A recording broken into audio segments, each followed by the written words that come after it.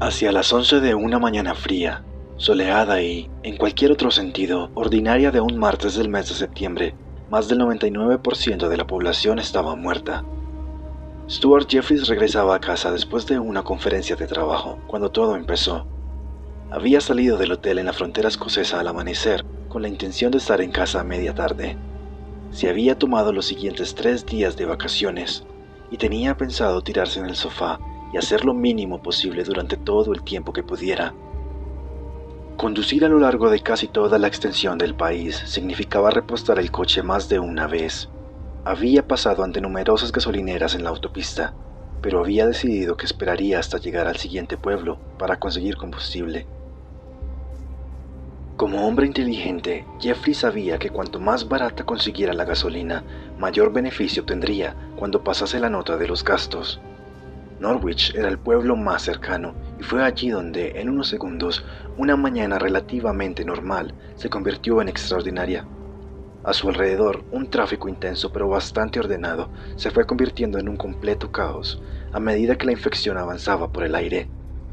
Cuando los primeros coches alrededor perdieron el control, se asustó y, tratando desesperadamente de evitar que chocasen con él, tomó la primera calle que lo alejaba de la vía principal, seguido por un inmediato giro a la derecha que lo había llevado a un aparcamiento prácticamente vacío.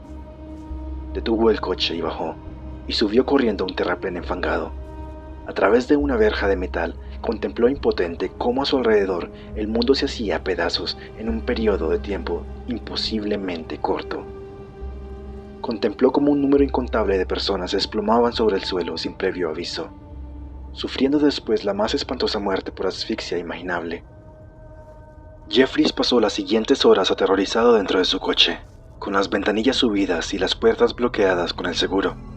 El coche no le era familiar, porque se lo habían entregado en el hotel a última hora de la tarde anterior, pero con la súbita locura y desorientación en la que se había visto inmerso, en ese momento le parecía el lugar más seguro del mundo. La radio estaba muerta y nadie contestaba al teléfono.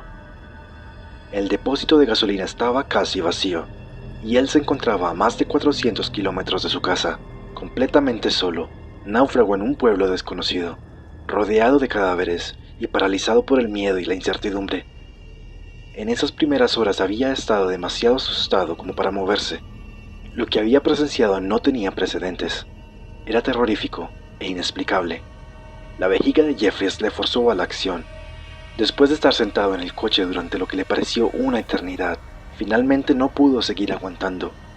Salió del coche tropezando e inmediatamente le golpeó el frío glacial de un día de finales de septiembre. ¿Realmente había ocurrido todo aquello? Con los ojos alerta, se detuvo y orinó frente a un árbol. Después regresó andando lentamente hacia la calle principal, sin parar de inspeccionar la devastación que le rodeaba. Nada se había movido. Los coches seguían inmóviles, llenando la calzada. Algunos habían colisionado, otros simplemente se habían parado. El pavimento, húmedo y sucio, seguía cubierto de cuerpos sin vida. El único sonido procedía del penetrante viento otoñal que soplaba entre los árboles a ambos lados de la calle y lo dejaba helado hasta los huesos. Aparte de los cadáveres que estaban atrapados en la maraña de hierros de los coches colisionados, no parecía existir ninguna razón para las otras muertes. El cuerpo más cercano a Jeffries era el de una anciana. Parecía que simplemente se había caído al suelo, en un instante viva, y al siguiente muerta. Seguía teniendo el asa del carrito de la compra fuertemente agarrado con una de sus manos enguantadas.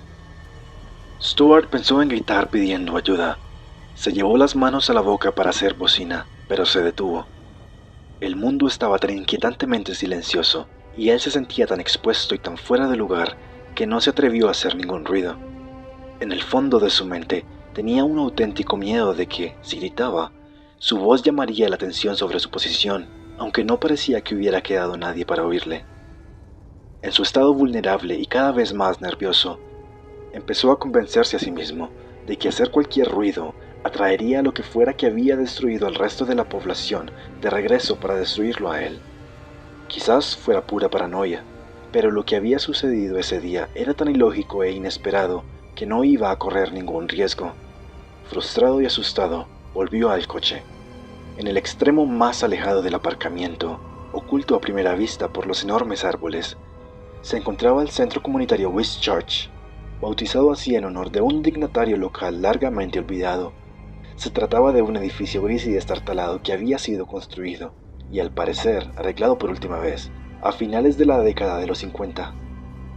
Jeffries caminó con precaución hasta la entrada del centro y miró a través de la puerta medio abierta.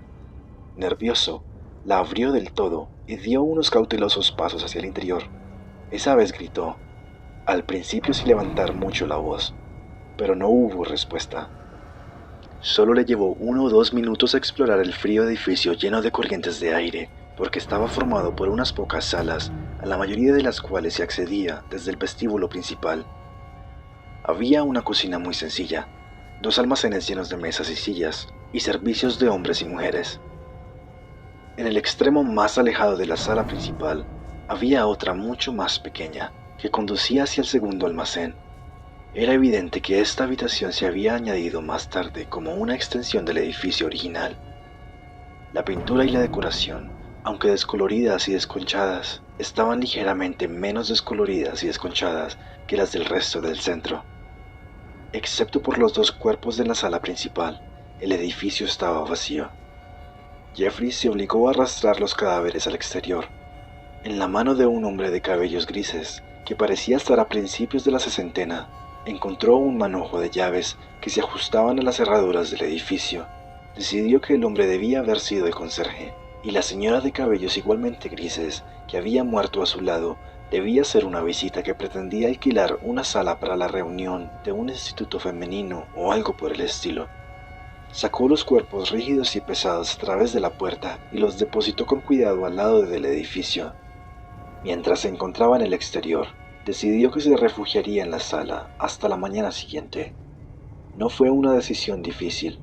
Parecía un lugar tan seguro para esconderse como cualquier otro. Se encontraba aislado, y aunque no estaba en el mejor estado de conservación, parecía lo suficientemente sólido y se estaba mucho más caliente que en el coche. Jeffries decidió que no tenía sentido intentar ir a ningún otro sitio. El único lugar en el que querría estar en ese preciso instante era en su casa, pero ésta se encontraba a muchas horas de coche. Rápidamente se convenció a sí mismo de que sería mucho más seguro quedarse allí por el momento e intentar conseguir gasolina por la mañana. La sacaría de uno de los coches de la calle, si era necesario. La noche estaba empezando a caer. Apretó el interruptor de la pared y se sorprendió cuando se encendieron las luces. No se atrevía a pensar cuánto tiempo durarían. Si todo el mundo estaba muerto, entonces las centrales eléctricas dejarían de producir electricidad en algún momento.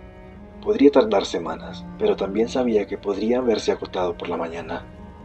Jeffries corrió hasta el final del aparcamiento y contempló el resto de la ciudad.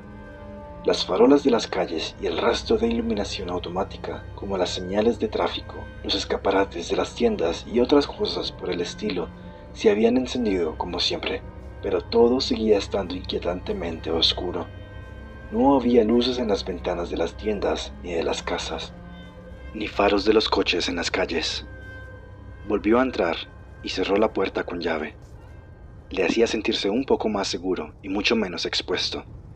Con una puerta cerrada entre él y todo lo demás, podía al menos pretender durante un rato que nada había ocurrido. Justo antes de las 9 llegó a su fin el confinamiento en solitario de Jeffries. Estaba sentado en una incómoda silla de plástico en la cocina del centro, absorto en el zumbido de la luz eléctrica del techo e intentando bloquear el silencio del mundo muerto a su alrededor, pero resultaba imposible pensar en nada que no fuera lo que había ocurrido ese día y en lo que podría ocurrir al día siguiente. Había alguien en el exterior. Saltó de la silla y atravesó sigilosamente la sala, con el corazón saltándole en su pecho y las piernas temblándole de nervios. Silencio. Quizá lo había imaginado. Quizá solo había querido oír algo. Dio otro paso hacia la puerta y pegó un bote hacia atrás cuando el pomo se movió de arriba a abajo, mientras alguien intentaba hacer que se abriera. Con la boca demasiado seca para hablar, Jeffrey se revolvió los bolsillos en busca de las llaves y después le costó meter la correcta en la cerradura. Finalmente abrió la puerta y se quedó en silencio, mirando a la persona que tenía delante. Jeffrey extendió la mano, agarró a Jack Bainham, un albañil de 36 años, lo atrajo hacia sí y lo abrazó como si fuera un amigo al que no había visto en mucho tiempo. Ninguno de los dos dijo nada. La llegada de otro superviviente trajo consigo una esperanza y una energía repentinas e inesperadas. Ninguno de los dos hombres tenía respuestas para lo que había ocurrido, pero por primera vez se atrevieron a pensar qué debían hacer a continuación. Si había dos supervivientes, entonces se podía concluir que debía de haber cientos, quizá muchos más. Tenían que hacer que los otros supieran dónde estaban. Con la basura de 3 contenedores situados junto a la sala, ramas de un árbol muerto y los restos de una mesa de madera destrozada, formaron una hoguera en el centro del aparcamiento, bien lejos de la sala y del coche de Stuart. Utilizaron como combustible la gasolina de los restos de un coche deportivo accidentado. Bainham encendió el fuego lanzando la colilla encendida de un cigarrillo a través del frío aire nocturno, y al cabo de unos segundos, el aparcamiento se llenó de luz y de calor de bienvenida. Jeffrey se encontró un CD en otro coche y lo puso en el reproductor de su propio automóvil. Giró la llave en el contacto y el CD empezó a sonar, lanzando al aire música clásica. Unas cuerdas dramáticas y volátiles rompieron el silencio opresivo y sobrecogedor que había imperado durante todo el día. El fuego había estado ardiendo, y la música sonando durante menos de una hora, cuando el tercer y cuarto supervivientes llegaron juntos al centro. Hacia las 4 de la mañana siguiente, más de 20 individuos en estado de shock y aterrorizados se habían reunido en el centro comunitario Whitchurch. Emma Mitchell había pasado casi todo el día acurrucada en un rincón de la cama con las sábanas sobre la cabeza. Había oído la música por primera vez poco después de la medianoche, pero durante un rato se había convencido a sí misma de que eran imaginaciones suyas, hasta que finalmente reunió el valor para salir de la cama y abrir la ventana del dormitorio. No se convenció de que realmente estaba sonando música. Desesperada por ver a alguien y hablar, metió algunas cosas en una mochila, cerró la puerta con llave y abandonó su hogar. Corrió a través de las silenciosas calles, sin permitirse bajar el ritmo, aterrorizada ante la idea de que la música pudiera parar antes de que pudiera descubrir de dónde venía. 35 minutos después de dejar el piso, llegó al centro comunitario. Carl Henshaw fue el 24º superviviente en llegar. Había pasado la mayor parte del día escondido en la parte trasera de la furgoneta de un constructor, demasiado asustado para mirar al exterior. Después de muchas horas sin que cambiara nada, había decidido buscar ayuda. Había conducido la furgoneta sin rumbo fijo, hasta que ésta se había quedado sin combustible. Había resoplado y se había parado. Antes de intentar repostar, decidió que era más fácil coger otro vehículo. Mientras estaba cambiando de coche, oyó la música. Después de deshacerse del conductor muerto, Carl llegó al centro justo antes de amanecer en un coche de lujo. Michael Collins se había rendido. Demasiado asustado para volver a su casa o a cualquier otro sitio que reconociera, se sentó en un gélido parque. Decidió que era más fácil estar solo y negar lo que había pasado que arriesgarse a volver a los lugares habituales y correr el riesgo de ver los cadáveres de las personas que había conocido. Se tendió de espaldas sobre la hierba mojada y se quedó escuchando el suave rumor de un arroyo cercano. Tenía frío y se sentía incómodo y asustado, pero el ruido del agua ocultaba el silencio mortal del resto del mundo, y durante un rato hizo que fuera un poco más fácil olvidarlo. El viento soplaba por el campo en el que estaba tendido, susurrando entre las hierbas y los arbustos y provocando que las copas de los árboles rozaran entre sí casi constantemente. Calado hasta los huesos y temblando, Michael acabó por levantarse y sin ningún plano o dirección se fue alejando lentamente del arroyo en dirección a la salida del parque. A medida que el sonido del agua se iba perdiendo en la distancia, los inesperados acordes de la música procedente del aparcamiento se acercaban a él. Vagamente interesado, pero demasiado helado, aturdido y asustado para preocuparse de verdad, empezó a caminar hacia el sonido. Michael fue el último superviviente en llegar al centro.